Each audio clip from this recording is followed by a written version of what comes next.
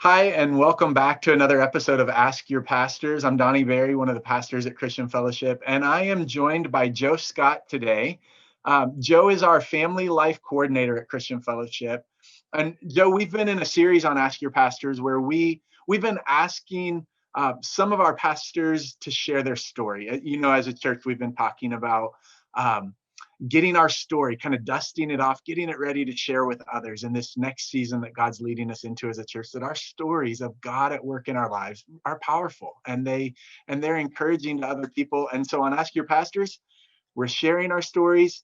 And so I've invited Jo today to join us. We're going to have some of our church staff be a part of sharing their stories on Ask Your Pastors. We've gotten good responses, people saying they love hearing just the stories that we're sharing. It's encouraging to them. So Jo, thanks for being here. Thanks for having me. Could we start today by you telling us, so you're the family life coordinator. What does that mean? What are your responsibilities, your role at Christian Fellowship? Yes. Well, I help coordinate events and environments and administration areas for CF Kids, the Youth Children's Ministry, and for 1230, the Youth Ministry. Okay, great. Yeah, and you do a great job at that. And it's so great to have you as part of the ministry that's happening at Christian Fellowship. I want to ask you, before we get into some of the specifics of your story of faith, walking with Jesus. You are wife to Lorenzo. Yes. If anybody has met Lorenzo, it's a memorable experience. He's you'll know. Yeah, wonderful guy. And you guys tell me about your family. We have 3 children naturally. We have 1 adopted son. We have a son through guardianship, and then we fostered for a number of years. And so we have a host of other children as well.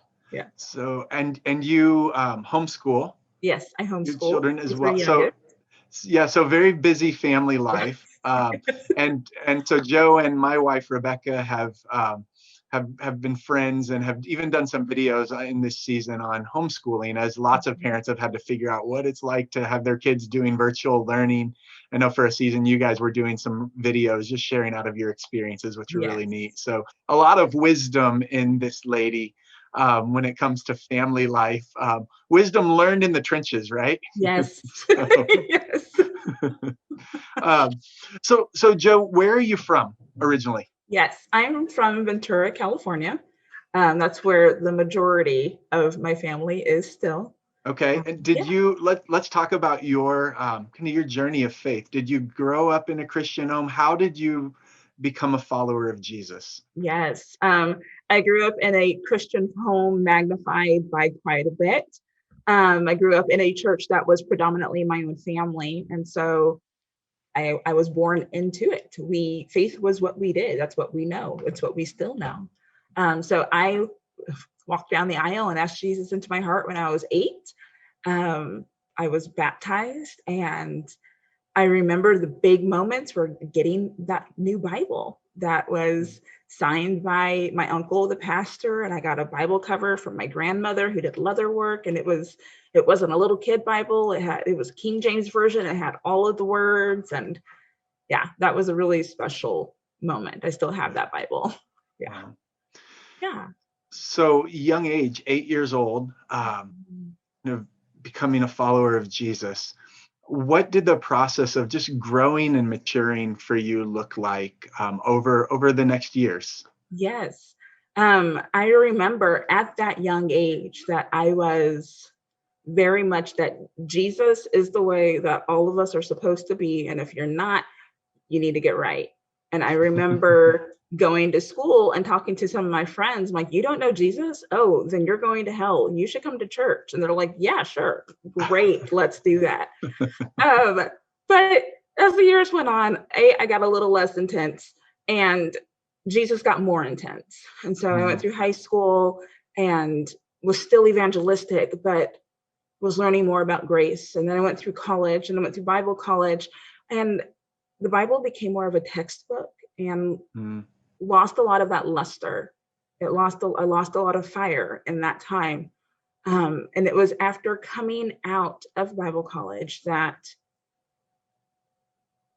I had to sit and ask Christ, who are you for? I have heard everybody that you are against. Who are you for?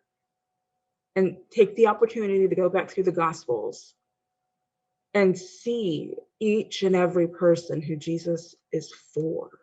Wow. And make that personal for myself. Yeah. Mm-hmm. Oh, that's really good. You came to Missouri from California to go to Bible college, right? Yes, That's what brought you to Missouri. You met your husband at Bible college? Yes. So how did you guys end up a part of Christian Fellowship? What brought you here? Here.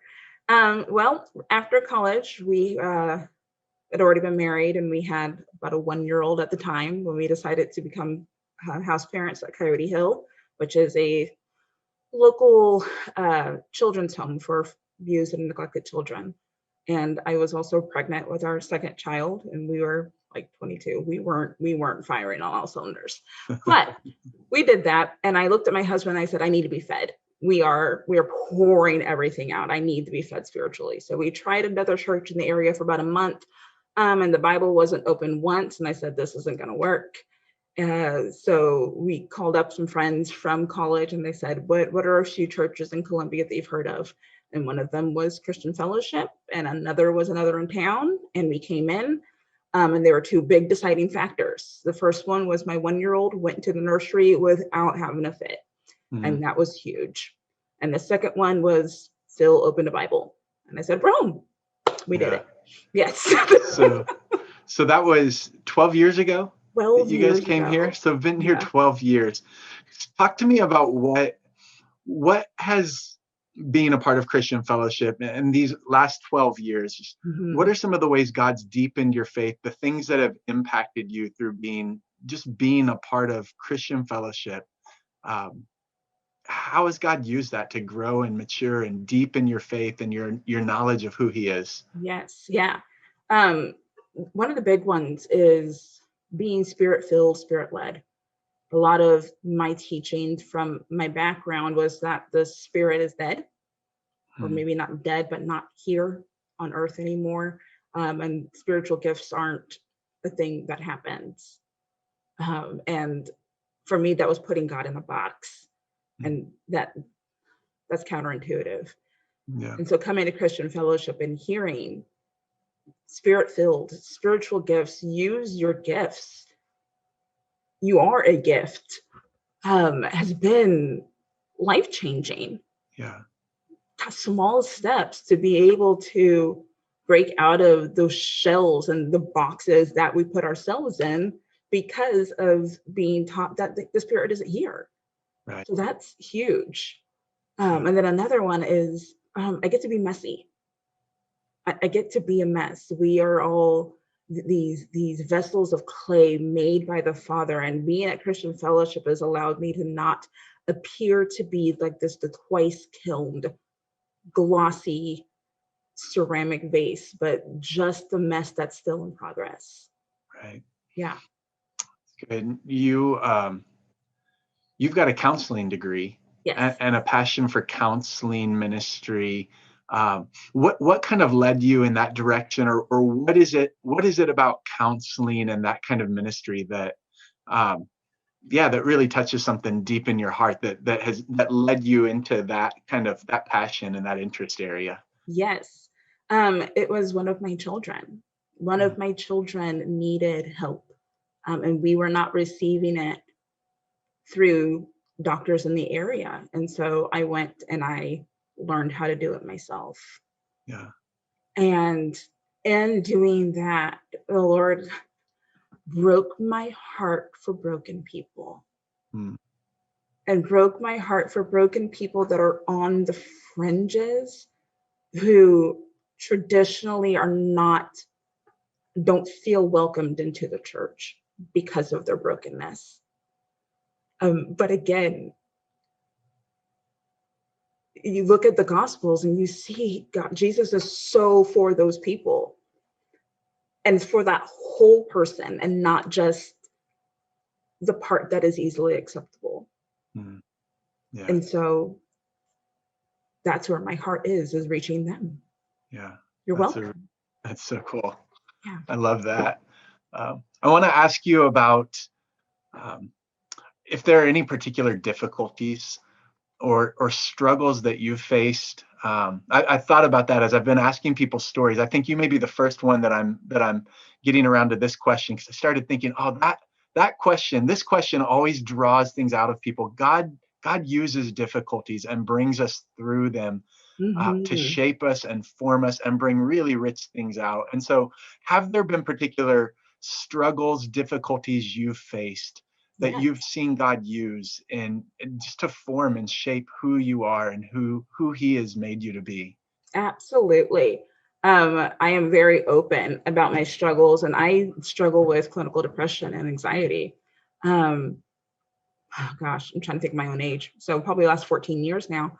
And in that struggle, I have been the recipient of so much grace. Mm, And Christ showing me how to lean on Him and how to lean on the Spirit.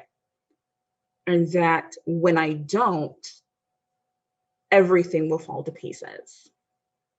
There is no way that I am able to walk by myself anymore. I have to be holding on to Christ's hands. I yeah, have to. yeah, And so that makes me grateful for that mental health issue, because I have to lean. I have no choice. yeah. Yeah. It's good. And thanks for sharing that with us. Mhm. Um, let's let me ask you a parenting question. As we've mentioned, you've been in a lot of setting where you've gotten to be a mom to a lot of kids. You have Mhm. a heart of a mom. And so I wonder, is there anything particular that you've learned as a mom, um, just that maybe it's helpful for the other parents out there who might be watching, and who are, I mean, when you're a parent, talk about being in the trenches. It can be hard day to day. So what's maybe some little encouraging thing you've learned or you've walked through that you could share with the rest of us Yes. as we find our way through this battleground of parenting? Of parenting. Well, I think back to first hearing about the Proverbs 31 woman, and then in early parenting, resenting her and like, you got too much going on. You need to sit down because this isn't working, and all of the different things she was doing. But a couple of months ago, I ran across a verse in one of the versions of the Bible, and it says, she puts on strength and honor as if they were her clothes. She can laugh at the days that are coming. Mhm. Said, I can do that. I can laugh at what's coming because the people in my house are going to do something. And I can either kind of be like, oh my goodness, you guys are doing something, or I can laugh because it's going to be shenanigans no matter what. And it gives a lot of peace. It helps you just kind of move forward and Yeah, just take it as it is, and we're going to figure it out. And there's going to be a great story at the end of it, yeah. and just laugh. That's a Yeah. good, that's a great perspective. Mhm. Laugh more. Yes. Be good for us all. Yeah. It's Um, survival of the fittest, and you just have to be the fittest. Yes. um, is there any particular thing? We'll wrap up with this. Anything particular you're learning right now that God is teaching you that you're learning about Him? That's that kind of a current part of your story. What's God Yes. doing currently in Joe Scott? That's a big one right now, where I am learning that God is a comfort, like literally learning this in the last week. And because I've always seen God as a shelter, as a protector, but not as a comforter. Hmm. And so I've always taken to comforting myself. And as I see that God is a comfort, it's almost a need to confess, I'm sorry, I didn't see you before, Yeah. and allow myself to be wrapped in the comfort of God. Hmm. So that's big. Yeah. Yeah. That is big. Well, Joe, thanks for joining us today. Thanks for sharing some of your story with Yeah. us. So good to hear. And we're thankful for all of you who are watching. Um, it's fun to get to share these stories with you. I hope you're encouraged by them. We're going to keep them coming for a while. It's just good to hear the stories of God at work in our lives. So Joe, thanks for being part of that. And know, for those of you who are watching, God is at work in your life. He is writing a good story. And so we'll look forward to seeing you next time on another episode of Ask Your Pastors. Until then, God bless. Take care.